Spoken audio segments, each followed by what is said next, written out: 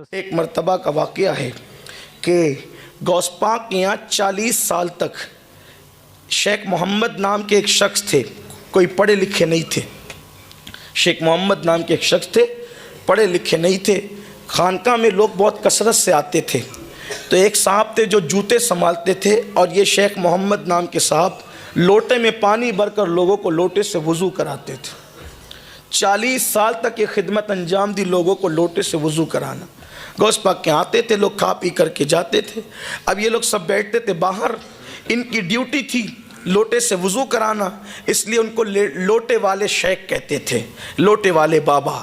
اب ہوا یہ، انہوں نے ایک دن چپل والے بابا سے کہا کہ ہم 40 سال سے آپ چپل سنبھال رہے، میں لوٹے سنبھال رہا ہوں، یہ بتائیں کہ یہاں آنے سے لوگوں کو ملتا کیا ہے، یہاں آنے سے لوگوں کو ملتا کیا ہے، یہاں کے لوگ کرتے کیا ہیں؟ تو کہا کہ بھئی لوگ آتے ہیں، کھاتے پیتے ہیں غوث پاک کا لنگر اور چلے جاتے ہیں، اور کیا بات ہے یہاں؟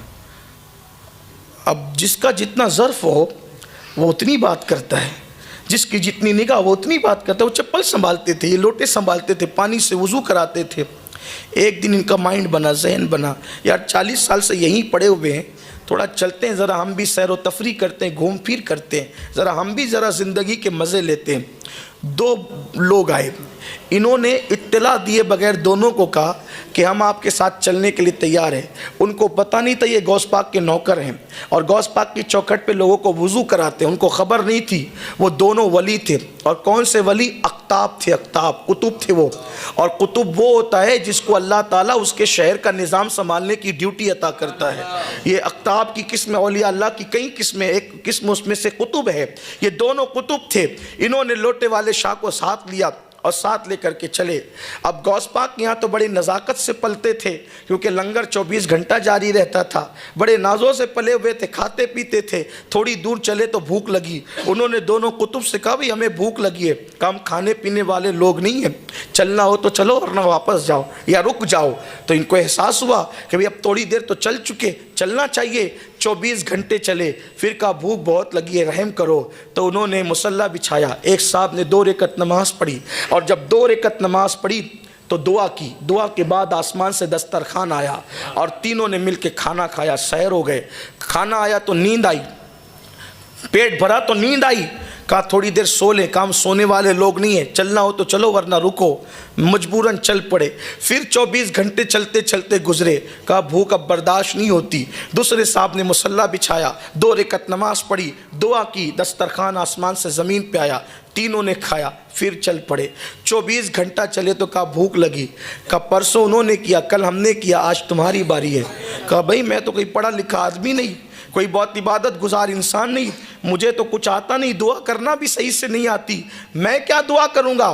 کہا یا دعا کرو یا مرو، بھوکے رہنا ہے تو بھوکے رہو، یا تو اگر کھانا ہے تو دعا کرنی پڑے گی، مرتا کیا نہ کرتا۔ انہوں نے بھی مصلی بچھایا، 2 رکعت نماز پڑھی شیخ محمد لوٹے والے شاہ نے، اور اس کے بعد جب دعا کی تو ان دونوں کی دعا پر ایک ایک دسترخوان آیا تھا، لیکن انہوں نے دعا کی تو 2 دسترخوان آئے۔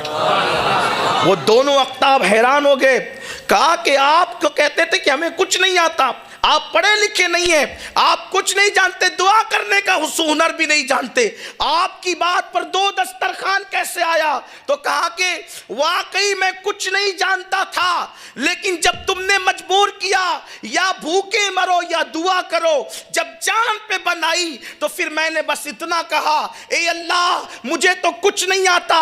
یہ دونوں اقطاب جس کے وسیلے سے دعا کرتے ہیں، یہ دونوں اقطاب جس کے وسیلے سے دعا کرتے ہیں، یہ دونوں اقطاب جس کے وسیلے سے دعا کرتے ہیں، اللہ اسی کا وسیلہ دسترخوان نازل فرما تو 2 دسترخوان آ گئے۔ تو ان دونوں اقطاب نے کہا تمہیں معلوم ہے کہ ہم کس کے وسیلے سے دعا کرتے ہیں؟ کہا نہیں معلوم تھا، نہیں معلوم تھا۔ تبھی تو کہا کہ یہ جس کے وسیلے سے دعا کرتے ہیں اسی کے صدقے میں خان نازل فرما۔ تو دونوں اقطاب نے کہا آج سن لو کس کے وسیلے سے دعا کرتے ہیں۔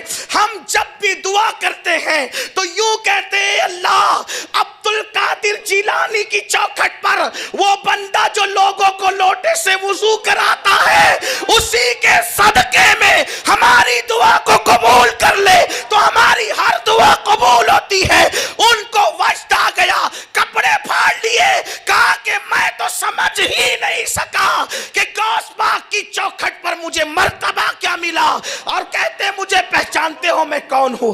کون ہوں میں؟ کہا وہی لوٹے والا تو میں بھی ہوں، میں ہی وہ لوٹے والا ہوں جس کے وسیلے سے تم دعا کرتے، جس کی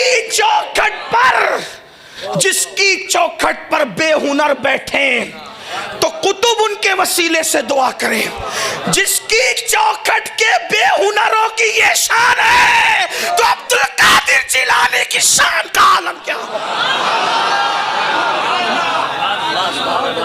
غوث پاک کی شان کیا ہوگی؟ نعرہ تکبیر، نعرہ رسالت، نعرہ رسالت، نعرہ حیدری، نعرہ حیدری، یا غوث، یا غوث، یا غوث۔ واللہ میں تو غوث پاک کی چوکھٹ پہ بیٹھنے والے کتے کو بھی بے ہنر نہیں مانتا، لیکن صرف چونکہ انہوں نے یہ بات نقل کی تھی تو میں نے بیان کر دی کہ مجھے کچھ نہیں آتا، ورنہ اللہ کی عزت کی قسم ان کی چوکھٹ پہ بیٹھنے والا کتا بھی بے ہنر نہیں ہوتا۔